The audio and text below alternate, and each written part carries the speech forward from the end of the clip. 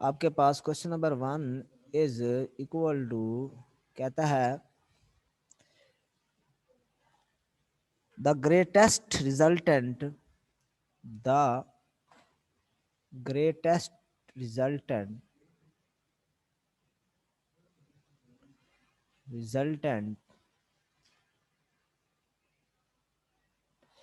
the greatest resultant that two forces can have that two forces can have two forces can have is of magnitude p is of magnitude p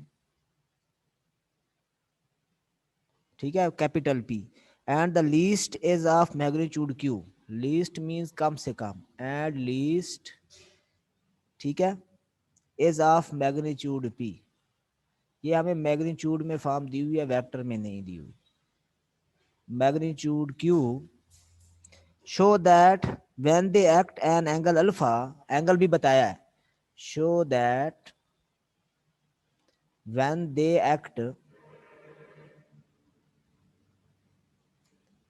at angle alpha ठीक है angle alpha there resultant तो उनका जो resultant है वो आपके पास उसका answer आएगा मैग्नीट्यूड फॉर्म में P square cos square alpha by 2 plus Q square sine square alpha by 2 ठीक है ये आंसर आपका जो उसने बुक में बता दिया सवाल में अगर ना बताया तो आपकी साल तो करना ही है ना तो यही आएगा आंसर ठीक है तो देखें इसमें हमें जो क्वेश्चन बताया गया कहता है कि आपके पास दो फोर्सेस हैं ठीक है उनका जो आपके पास मैक्सिमम रिजल्टेंट है उसका नाम उसने बताया है वो पी है पहले हम आर यूज करते थे ना रिजल्टेंट के लिए वो कहता है कोई सी दो फोर्सेस हैं कोई सी टू फोर्सेस हैं जिनका रिजल्टेंट जब मैक्सिमम आप लेंगे तो उसको पी का नाम देंगे तो पहले मैं फोर्सेस लेट कर रहा हूं हमें फोर्सेस नहीं बताई उसने let F1 and F2 are two forces magnitude form में ठीक है अब रिजल्टेंट का फार्मूला मैक्सिमम का आपने पढ़ा है दोनों फोर्सेस का सम F1 प्लस F2 तो रिजल्टेंट मैक्सिमम होता है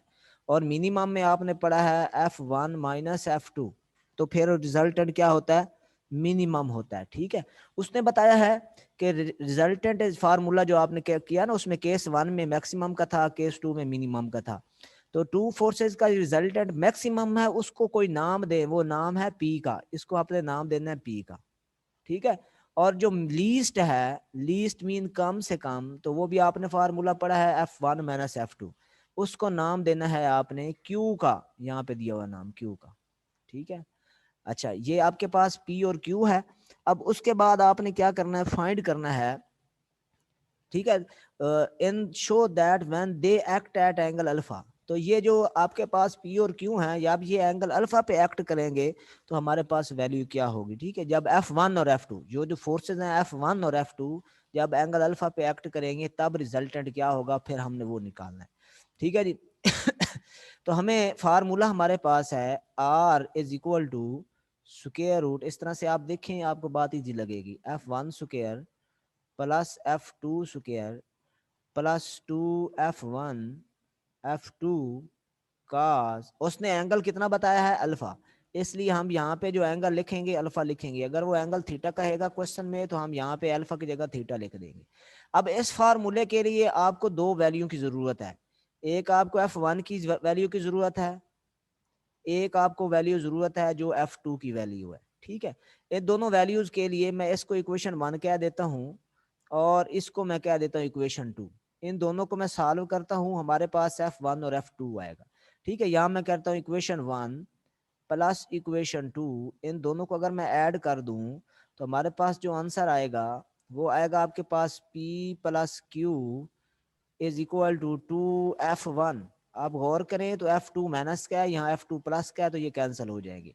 तो F1 की वैल्यू निकल आएगी F1 P plus Q over 2 is equal to F1। ठीक है। सिमिलरली अगर मैं इनको सब्ट्रैक्ट कर दूं, 1 माइनस 2 कर दूं, तो हमारे पास अब साइन चेंज हो जाएंगे इस टर्म के। ठीक है, यहाँ प्लस था माइनस हो जाएगा, यहाँ माइनस है प्लस हो जाएगा, तो F1 से F1 कैंसिल हो जाएगा। आंसर आ जाएगा P minus Q is equal to 2F2। तो P minus Q divided by 2 is equal to F2। ये हमारे पास वैल्यू आ गई F1 की और F2 की, और उसने कहा था F1 और F2 के दरमियान एंगल है, तो रिजल्टेंट निकालें। यहाँ हम इनकी वैल्यूज पुट कर देंगे। R is equal to square root F1 की वैल्यू पुट कर दें P plus Q over 2 whole square, plus F2 की पुट कर दें P minus Q over 2 whole square plus 2 P plus Q over 2 P minus Q over 2 cos alpha लेंगे। अब हम इसको सिंपलीफाई करेंगे, ये फार्मूला ओपन कर देंगे, ये फार्मूला भी ओपन कर देंगे और इनको मल्टीप्लाई कर देंगे। हमारे पास सिंपलीफाई होके इसका आंसर आना चाहिए। ठीक है, तो R is equal to formula अगर हम ओपन करें, हमारे पास P प्लस क्यू था, बनेगा P square plus Q square plus 2PQ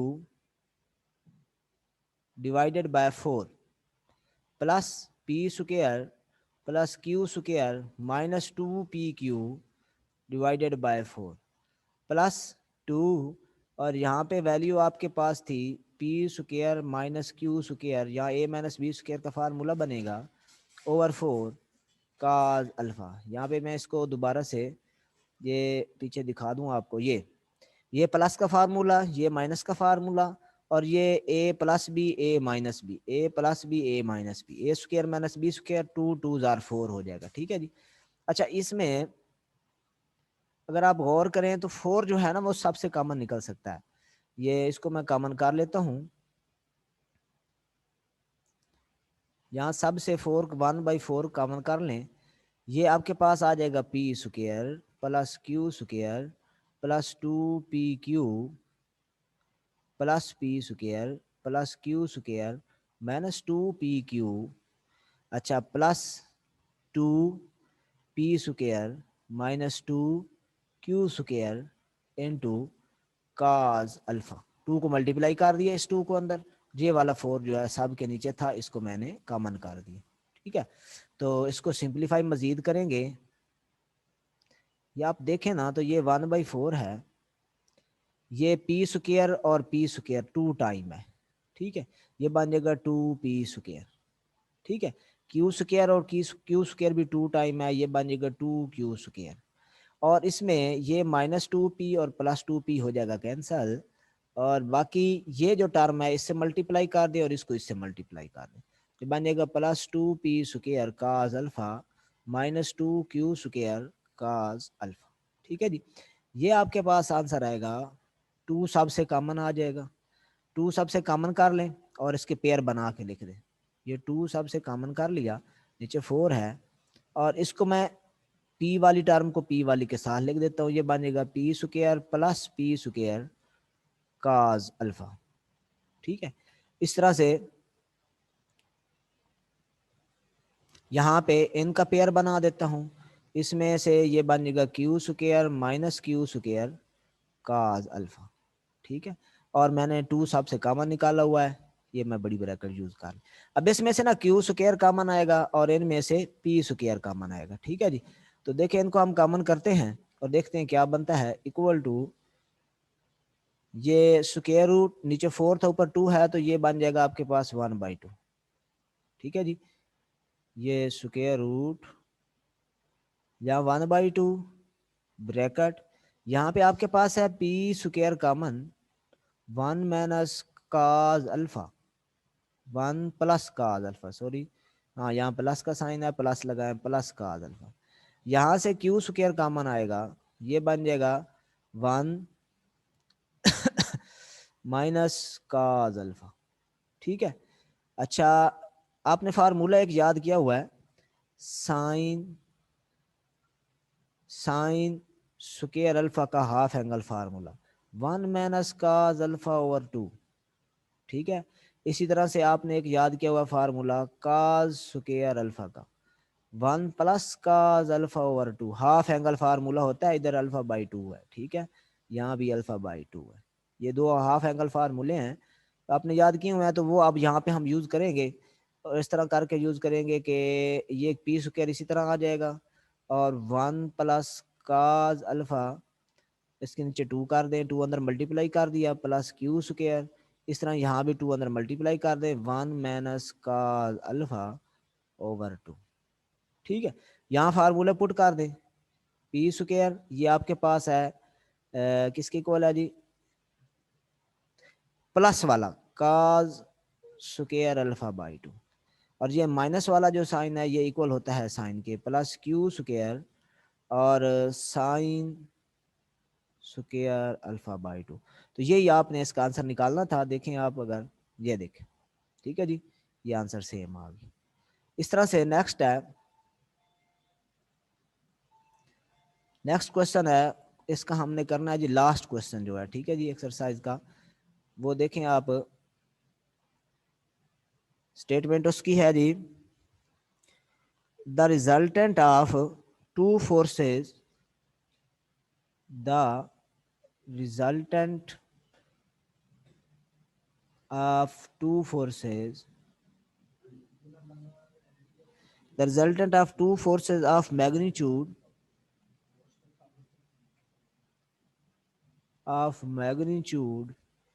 P and Q, ठीक है, is of magnitude R, is of magnitude is R। ठीक है जी, कैपिटल आर से उसने रिप्रेजेंट किया रिजल्टेंट को। अच्छा, आगे कहता है if Q is double, if Q is double, अगर क्यू को डबल किया जाए तो क्या होगा, then R is double, then R is double. ठीक है, अच्छा आगे कहता है if Q is reversed, if Q force जो है इसकी डायरेक्शन उल्ट कर दी जाए, रिवर्स कर दिया, इफ क्यू इज रिवर्स्ड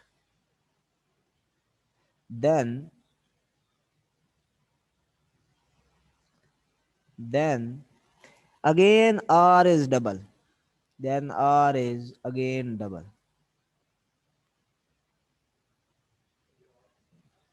ठीक है, शो दैट, प्रूफ जो करना है,